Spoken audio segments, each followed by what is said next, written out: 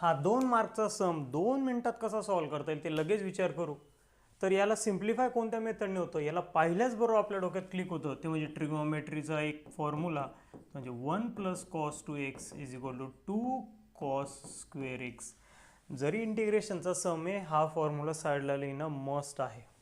ते आपलं जस्टिफिकेशन आहे. अंडर रूटमध्ये याच्या जागी आपण काय लिहूयात, 2 cos स्क्वेअर x dx. 2 आणि cos स्क्वेअर दोन टर्म एकमेकाला मल्टिप्लाय करतायत, तर दोघांचे रूट सेपरेट होईल, म्हणजे √2 into √cos square x dx. 2चं रूट निघत नाही, √2 त्याला मल्टिप्लाय आहे, तो कॉन्स्टंट आहे, तर तो बाहेर आला इंटिग्रेशनच्या, √2 कॉन्स्टंट इंटिग्रेशनच्या बाहेर. मध्ये काय राहिला, स्क्वेअर रूट आणि स्क्वेअर दोघं कॅन्सल झाले, आणि मध्ये राहिला cos x dx.